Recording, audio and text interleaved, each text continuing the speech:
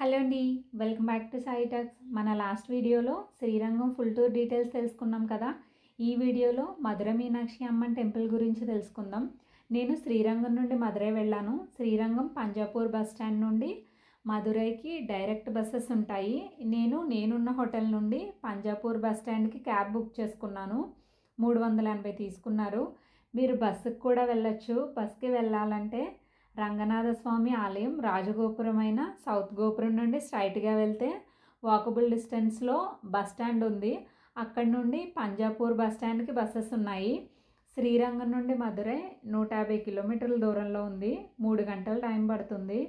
Ticket cost అంతగా idea లేదు, కానీ 3 నుండి 400 ఉండొచ్చు, అంతకన్నా ఎక్కువ అయితే కాదు. ఇప్పుడు మనం మన తెలుగు రాష్ట్రాల నుండి మధురై ఎలా వెళ్ళాలో చూద్దాం. మధురై వెళ్ళడానికి కాకినాడ నుండి డైరెక్ట్ ట్రైన్స్ బస్సెస్ లేవు. సామర్లకోట నుండి వీక్లీ ట్రైన్ ఒకటి ఉంది.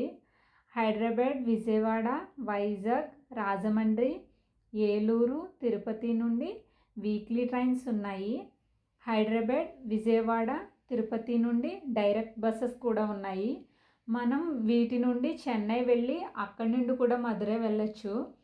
ట్రైన్ డీటెయిల్స్ డిస్క్రిప్షన్లో ఇస్తాను, చెక్ చేయండి.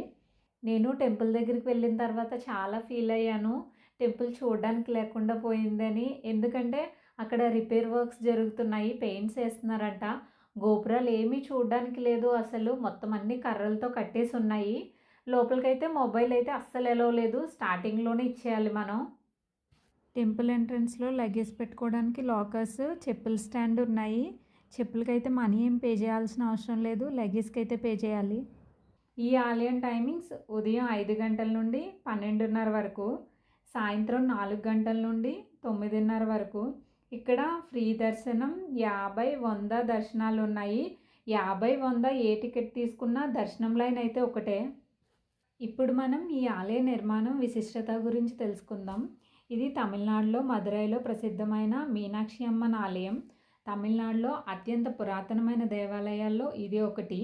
ఈ ఆలయంలో పార్వతీదేవి అవతారమైన దేవి మీనాక్షి, సుందరేశ్వర స్వామి శివుడిని పూజిస్తారు. ఈ ఆలయాన్ని 2000 సంవత్సరాల క్రితం నిర్మించారు. మొదట ఈ ఆలయ నిర్మాణం పాండ్యవంశ కాలంలో జరిగింది. సదయవర్మ కులశేఖరన్ ఈ ఆలయాన్ని నిర్మించారు. ఢిల్లీ సుల్తాన్ మాలిక్ కాఫర్ ఈ ఆలయాన్ని చాలా వరకు ధ్వంసం చేశాడు. 16, 17 శతాబ్దంలో హిందూ నాయకరాజుల పాలకుడు విశ్వనాథ నాయక్ పునర్నిర్మించాడు. ముఖ్యంగా తిరుమల నాయకుడు కాలంలో ఆలయానికి అద్భుతమైన గోపురాలు, మండపాలు, స్తంభాలు నిర్మించారు. ఈ ఆలయం 15 ఎకరాల్లో విస్తరించి ఉంది. సుందర పాండ్యన్, పరాక్రమ పాండ్యన్లు 13, 14 శతాబ్దాల్లో తూర్పు, పశ్చిమ గోపురాలను, 16వ శతాబ్దంలో సిబ్బంది చెట్టియార్ దక్షిణ గోపురాన్ని కట్టించారు. తూర్పు గోపురం సమీపంలో అష్టలక్ష్మి మండపం ఉంటుంది. పురాణాల ప్రకారం మదురై పాలకుడు మలయధ్వజ పాండ్య చేసిన ఘోర తపస్సుకు మెచ్చి పార్వతీదేవి చిన్న పాప రూపంలో భూమి మీదకు వచ్చింది. ఆమెను పెళ్లాడడానికి శివుడు సుందరేశ్వరుడుగా అవతరించాడు. అమ్మవారు పెరిగి పెద్దదై ఆ నగరాన్ని పాలించసాగింది.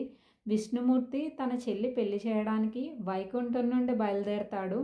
అయితే సమయానికి రాలేకపోతాడు. స్థానిక దేవుడు పవలాక నైవాల్ పెరుమాళ్ ఈ వివాహం జరిపిస్తాడు. ఈ వివాహాన్నే ప్రతి ఏటా చిత్తిరై తిరువళగా ఘనంగా నిర్వహిస్తున్నారు. 15 రోజుల పాటు జరిగే ఈ ఉత్సవంలో ముఖ్యంగా మీనాక్షి అమ్మవారి పట్టాభిషేకం ఏప్రిల్ 12న, తమిళ సంవత్సరాది రోజైన ఏప్రిల్ 14న మీనాక్షి సుందరేశ్వర తిరుకల్యాణం సందర్భంలో భక్తులు అధికంగా పాల్గొంటారు. ఈ మీనాక్షి తిరుకల్యాణం ఈ ఆలయంలో జరిగే ముఖ్యమైన పండుగ. ఇక్కడ రథోత్సవం, తెప్పోత్సవంతో పాటు నవరాత్రి, శివరాత్రి ఉత్సవాలను వైభవంగా నిర్వహిస్తారు. ఇది మీనాక్షి అమ్మన్ ఆలయ గర్భగృహం. ఇది ఆలయంలో ప్రధాన భాగం. ఇక్కడ దేవి మీనాక్షి అమ్మవారు ప్రధాన దేవతగా ఉన్నారు. ఇది సుందరేశ్వర స్వామి గర్భగృహం. ఇక్కడ ఐరంకల్ మండపం, 1000 స్తంభాల మందిరం శిల్పకళా వైభవానికి ప్రతీక. ఈ మండపంలో ప్రతి స్తంభం శిల్పాలతో అలంకరించబడి ఉంటుంది. ఇక్కడ గోల్డెన్ లోటస్ ట్యాంక్, పొత్రమలై కులం ఈ ఆలయంలో ప్రధాన ఆకర్షణ. ఇది ఆలయం మధ్యలో ఉన్న పవిత్ర పుష్కరిణి. పురాణాల ప్రకారం దేవతలు ఇక్కడ పుష్పాలు సమర్పించినట్టు చెప్తారు. ఈ ఆలయంలో 14 గోపురాలు ఉన్నాయి. వీటిలో అత్యంత ఎత్తైన దక్షిణ గోపురం. ఇది 150 అడుగులు ఎత్తుంది. ఇప్పుడు మనం ఆలయానికి సమీపంలో చూడాల్సిన ముఖ్యమైన ప్రదేశాల గురించి తెలుసుకుందాం. మన దర్శనం అయ్యాక తూర్పు గోపురం వైపు బయటకు వస్తే ఎదురుగా పుదు మండపం కనిపిస్తుంది. దాని తర్వాత 1 కిలోమీటర్ దూరంలో ఆరుల్మిగు కూడల్ అళగర్ ఆలయం, 1.5 కిలోమీటర్ దూరంలో అద్భుతమైన తిరుమల నాయకర్ మహల్ ఉన్నాయి. సాయంత్రం ఇక్కడ లైట్ షో జరుగుతుంది, కుదిరితే చూడండి. ఈ మహల్ టైమింగ్స్ ఉదయం 9 గంటల నుండి సాయంత్రం 5 గంటల వరకు, మధ్యాహ్నం 1 గంట నుండి 1 గంటన్నర వరకు లంచ్ బ్రేక్ ఉంటుంది. లైట్ షో అయితే ఈవినింగ్ స్టార్ట్ అవుతుంది. ఇంగ్లీష్ అయితే 6:45 నుండి 7:35 వరకు, తమిళ్ అయితే 8 నుంచి 8:50 వరకు.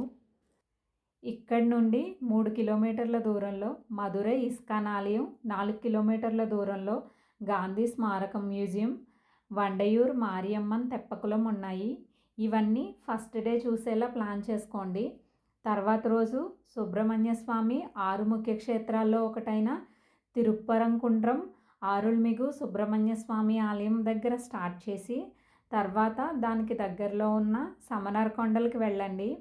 తర్వాత తూర్పు దిశలో ఉన్న శ్రీ మహావిష్ణువు 108 దివ్య దేశాల్లో ఒకటైన తిరుమోగర్ శ్రీ కాలమేఘ పెరుమాళ్ ఆలయం దర్శించండి.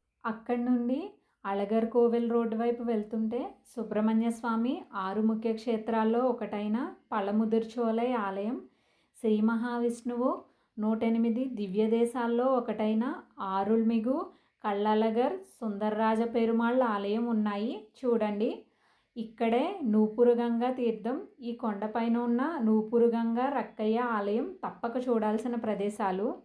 ఇప్పుడు మనం మదురైలో ఎక్కడ స్టే చేయాలో చూద్దాం.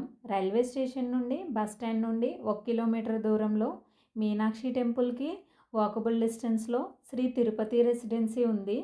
వీళ్ళు రూమ్కి 1100 తీసుకుంటున్నారు. టెంపుల్కి వెస్ట్ సైడ్ వసంత లాడ్జ్, తిరుమల లాడ్జ్, ఇంకా చాలా లాడ్జెస్ ఉన్నాయి ఇక్కడ. వీళ్ళు రూమ్కి 600 తీసుకుంటున్నారు. టెంపుల్కి 1.5 కిలోమీటర్ దూరంలో మదురై గుజరాతీ సమాజ్ ఉంది. వీళ్ళు రూమ్కి 600 తీసుకుంటున్నారు. ఇక్కడ హాల్ కూడా ఉంది. ఇవే కాకుండా ఇంకా టెంపుల్కి దగ్గరలో ఉన్న హోటల్స్ డీటెయిల్స్ డిస్క్రిప్షన్లో ఇస్తాను, చెక్ చేయండి.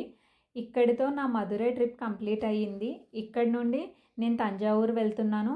ఆ టూర్ డీటెయిల్స్ నెక్స్ట్ వీడియోలో అప్లోడ్ చేస్తాను. సో ఫైనల్లీ ఈ టూర్కి రిలేటెడ్ మీకేమైనా డౌట్స్ ఉంటే కామెంట్ చేయండి, రిప్లై ఇస్తాను. ఈ ఇన్ఫర్మేషన్ మీకు యూస్ఫుల్గా అనిపిస్తే తప్పకుండా లైక్ చేయండి, మన ఛానల్ని సబ్స్క్రైబ్ చేయండి. Thanks for watching.